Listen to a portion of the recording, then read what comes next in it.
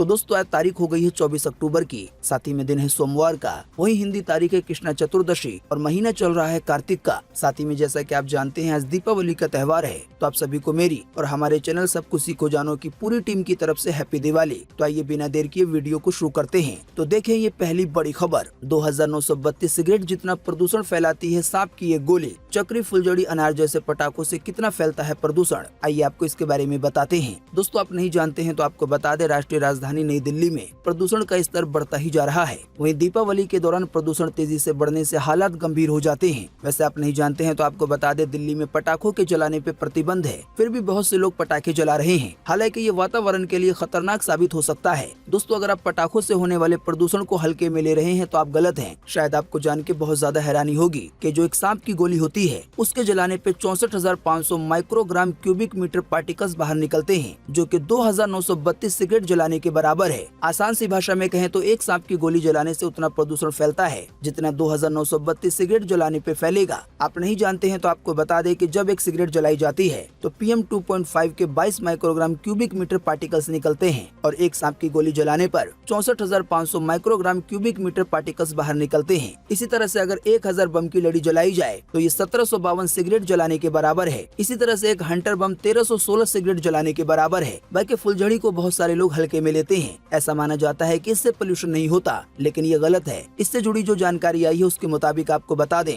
कि एक फुलझड़ी के जलाने पर 10,390 माइक्रोग्राम क्यूबिक मीटर पार्टिकल्स निकलते हैं, जो कि 472 सिगरेट जलाने के बराबर है। यानी कि 472 सिगरेट जलाने पे जितना पोल्यूशन होगा उतना पोल्यूशन केवल एक फुलझड़ी जलाने पे होता है। इसी तरह से एक चक्री 431 सिगरेट जलाने के बराबर है। ऐसे ही एक अनार बम 221 सिगरेट जलाने के बराबर है। क्या आपके राज्य या शहर में अगर प्रदूषण का स्तर बहुत ज्यादा रहता है तो पटाखों को जलाने से ज्यादा बचें। बाकी हमने जो आपको जानकारी बताई उसके जरिए आपने जान ही लिया है कि पटाखों के फोड़ने से कितना ज्यादा पोल्यूशन फैलता है। देखें अगली खबर। बच्चे को खंबे से बांधकर 3 घंटे पीटा, मोबाइल चोरी का शक था, पानी मांगा तो मुंह में मिर्ची भर दी। पिटाई करने का वीडियो सोशल मीडिया पे हो रहा है वायरल। इसकी एक छोटी सी झलक आप भी देख सकते हैं अपनी स्क्रीन पर। जी उत्तर प्रदेश में चोरी के शक में एक मासूम बच्चे को खंबे से बांध के पिटाई का वीडियो सामने आया है। जानकारी के मुताबिक 4 लोगों ने केवल 10 साल के बच्चे के हाथ पैर खंबे से बांधे और 3 घंटे तक उसकी पिटाई की। इसी पिटाई के दौरान जब बच्चे ने पानी मांगा तो आरोपियों ने उसके मुंह में मिर्ची ठूस दी। आपको बता दें ये मामला यूपी के आजमगढ़ के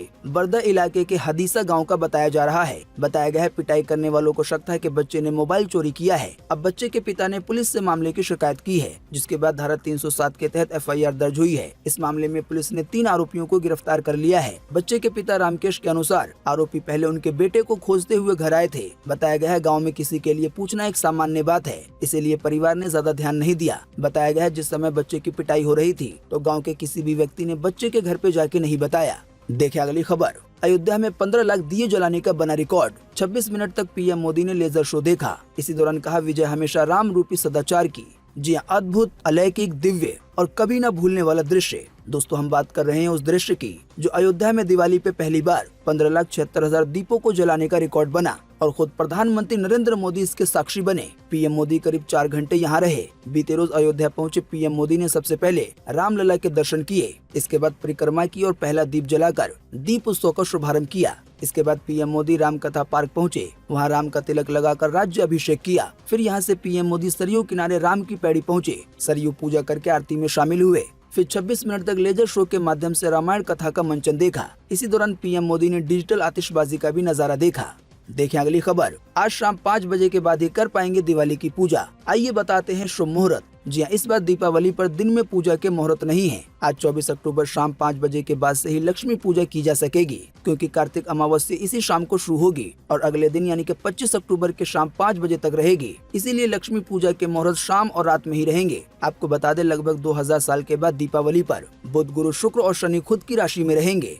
साथ ही धार्मिक जानकारी के अनुसार लक्ष्मी पूजा के समय 5 राजयोग भी रहेंगे। बताया गया है ये ग्रह योग सुख, समृद्धि और लाभ का संकेत दे रहे हैं, इसीलिए इस बार दीपावली बहुत शुभ रहेगी। दोस्तों आप नहीं जानते हैं तो आपको बता दें, स्कंद, और भविष्य पुराण में दीपावली को लेकर अलग अलग मान्यताएं हैं। एक कथा के मुताबिक महाराज पृथु ने पृथ्वी दोहन कर देश को धन और धान्य से समृद्ध बनाया, इसीलिए दीपावली मनाई जाती है। वहीं श्री मद्भागवत और विष्णु धर्मोत्तर पुराण के मुताबिक समुद्र मंथन से कार्तिक महीने की अमावस्या पर लक्ष्मी प्रकट हुई थी। मार्कंडेय पुराण का कहना है कि जब धरती पर सिर्फ अंधेरा था तब एक तेज रोशनी के साथ कमल पे बैठी देवी प्रकट हुई थी और वो लक्ष्मी थी। मान्यताओं के अनुसार उनकी रोशनी से ही संसार बना, इसीलिए इस दिन लक्ष्मी पूजा की परंपरा है। वहीं एक और मान्यता के मुताबिक श्री राम के अयोध्या लौटने के स्वागत में दीपावली मनाने की परंपरा है। आइए दोस्तों, अब आपको बताते हैं दीपावली को लेकर शुभ मुहूर्त। तो सबसे पहले आपको बता दें, इस साल अमावस्या तिथि आज 24 और कल 25 अक्टूबर दोनों ही दिन है। बाकी आज 24 अक्टूबर को दीपावली का शुभ मुहूर्त शाम 6:54 से रात 8:16 तक रहेगा, यानी कि लक्ष्मी पूजन के लिए 1 घंटा 21 मिनट का समय मिलेगा। वैसे आपको बता दें, ये जो 1 घंटा 21 मिनट का समय है तो ये सबसे श्रेष्ठ समय है। इसके अलावा भी कई और समय पे लक्ष्मी पूजन हो सकती है। इसकी ज्यादा जानकारी दैनिक भास्कर की तरफ से दी गई है। जैसे कि घर पे पूजा करने के ये 3 समय हैं, आप अपनी स्क्रीन पे देख सकते हैं। ऐसे ही दुकान के लिए पूजा करने के ये 3 समय हैं, यानी कि श्रेष्ठ समय के अलावा ये भी शुभ मुहूर्त है। ऐसे ही ऑफिस में पूजा करने के लिए ये 3 शुभ मुहूर्त हैं। इसी तरह से फैक्ट्री में पूजा करने के ये 3 शुभ मुहूर्त हैं।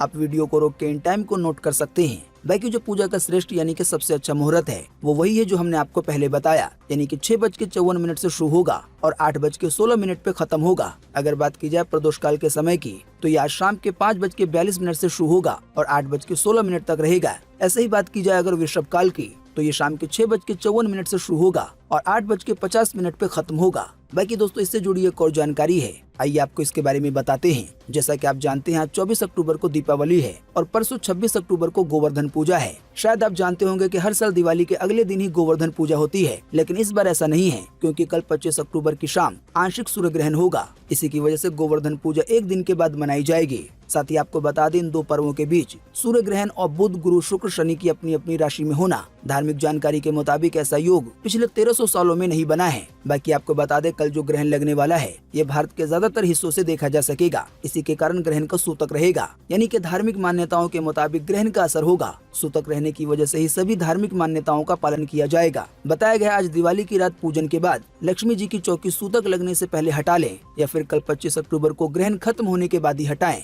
देखिए अगली खबर। हजरत निजामुद्दीन दरगाह पहुंचे आरएसएस के नेता इंद्रेश कुमार। कहा, सभी धर्मों का सम्मान है जरूरी, तभी देश शुक्रवार को पत्थरवार बनाने वालों से मुक्त होगा। जी राष्ट्रीय स्वयंसेवक संघ यानी कि आरएसएस के नेता इंद्रेश कुमार बीते शनिवार को दिल्ली के हजरत निजामुद्दीन दरगाह पहुंचे। दरगाह पहुंच के उन्होंने चादर चढ़ाई और मिट्टी के दिए जलाए। इसी दौरान उन्होंने कहा कि निजामुद्दीन दरगाह में मिट्टी के दिए जलाना शांति, समृद्धि और सांप्रदायिक सद्भाव का संदेश देता है। दोस्तों आपको बता दें, इंद्रेश कुमार आरएसएस के राष्ट्रीय मुस्लिम मंच के संरक्षक हैं। इसी दौरान इंद्रेश कुमार ने ये भी कहा कि किसी को भी धर्म परिवर्तन और हिंसा करने के लिए मजबूर नहीं किया जाना चाहिए। सभी अपने धर्म और जाति का पालन करें, दूसरे के धर्म की आलोचना या अपमान न करें। साथ ही कहा, जब देश में सभी धर्मों का सम्मान किया जाएगा तो देश शुक्रवार को पत्थरवार बनाने वाले कट्टरपंथियों से मुक्त होगा। देखें अगली खबर। पाकिस्तान को विराट ने हरा दिया, 53 बॉल में 82 रन बनाए। हार्दिक के साथ 113 रन की साझेदारी की। आखिरी ओवर में 6 लगा के पूरा खेल ही पलट दिया। जी हां, बीते रोज भारत ने T20 वर्ल्ड कप 2022 का सबसे बड़ा मैच जीत लिया और पाकिस्तान को 4 विकेट से हरा दिया। इस मैच के हीरो रहे विराट कोहली, जिन्होंने 82 रन की नाबाद पारी खेली। 31 रन पे 4 विकेट खो चुकी इंडिया टीम को संभाला और हार्दिक के साथ 113 रन की पार्टनरशिप की। शायद अगर आपने मैच देखा होगा तो आपको पता होगा कि आखिरी ओवर में जब 16 रन चाहिए थे तब विराट कोहली ने ही 9 बॉल पे 6 लगाकर भारतीय टीम को जीत की ओर मोड़ दिया। जाहिर बात है, इसी शानदार पारी की वजह से विराट कोहली को मैन ऑफ द मैच चुना गया। इससे जुड़ी एक और खबर आई है, देखिए अपनी स्क्रीन पर। भारतीय टीम की जीत पे बच्चों की तरह उछलने लगे सुनील गावस्कर, श्रीकांत और इरफान पठान ने भी मनाई खुशी। जी हां, T20 वर्ल्ड कप 2022 का सबसे बड़ा मुकाबला, जैसा कि आप जानते हैं, बीते रविवार को भारत और पाकिस्तान के बीच मेलबर्न क्रिकेट ग्राउंड में खेला गया। जैसा कि हमने आपको बताया, इस सांस रोक देने वाले मुकाबले में भारतीय टीम को 4 विकेट से जीत मिली है। पाकिस्तान के खिलाफ मिली इस रोमांचक जीत के बाद जहां भारतीय फैंस काफी खुश नजर आए, वहीं देश के कई पूर्व दिग्गज क्रिकेटर भी अपनी खुशी नहीं छुपा पाए। जैसे कि सुनील गावस्कर तो बच्चों की तरह उछलने लगे। श्रीकांत और इरफान पठान का भी कुछ ऐसा ही अंदाज देखा गया। इससे जुड़ा एक वीडियो आया है, देखें अपनी स्क्रीन पर।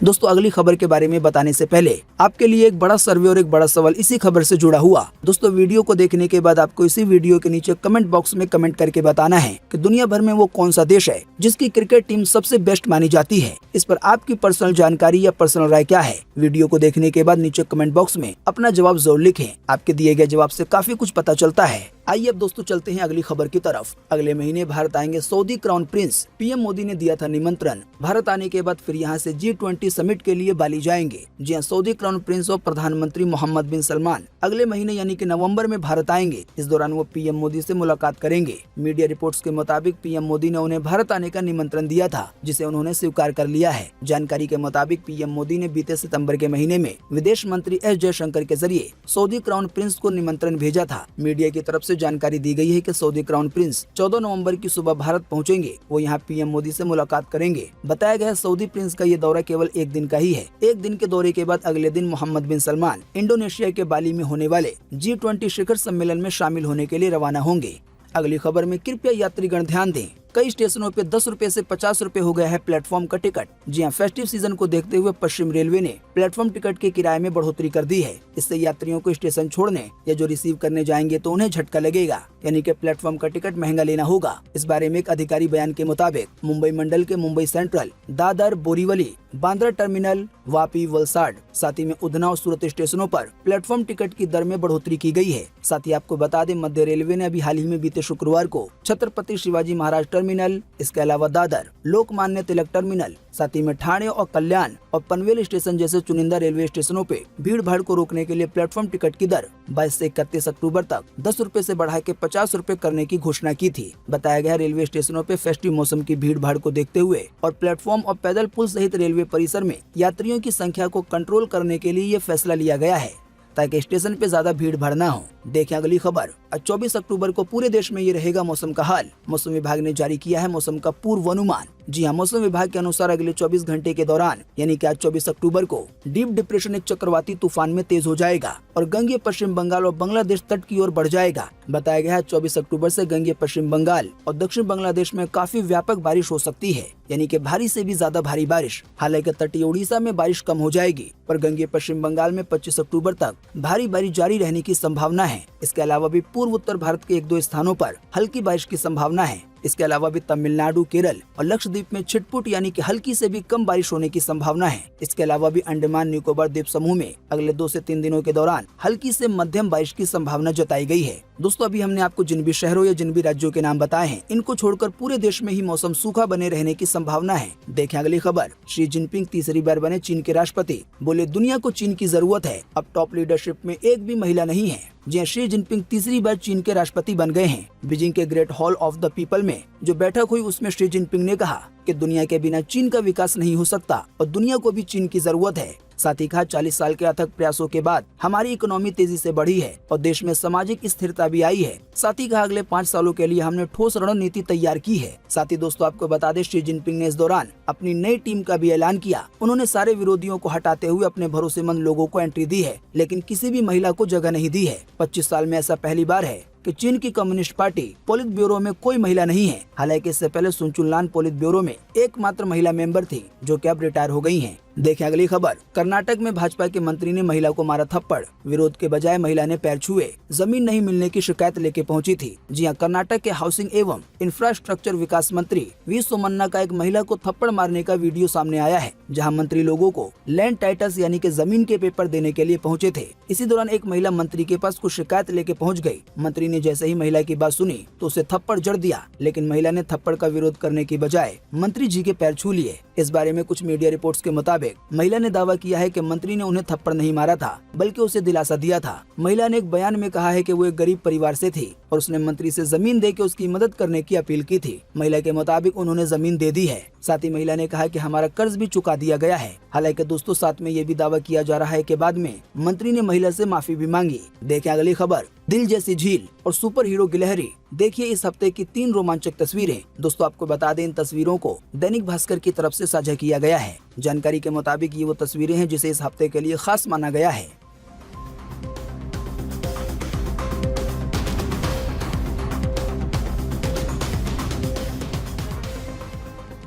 तो दोस्तों आज 24 अक्टूबर 2022 की यही मुख्य समाचार और बड़ी खबरें थी। उम्मीद करते हैं इससे आपको काफी कुछ जानकारी मिली होगी। हम बस इसके बदले में आपसे इतना ही चाहते हैं कि आप इस वीडियो को लाइक कर दें और शेयर कर दें, क्योंकि आपका लाइक और शेयर करना ही होता है हमारी मेहनत का फल। वीडियो देखने के लिए आपका बहुत बहुत धन्यवाद। Thanks for watching.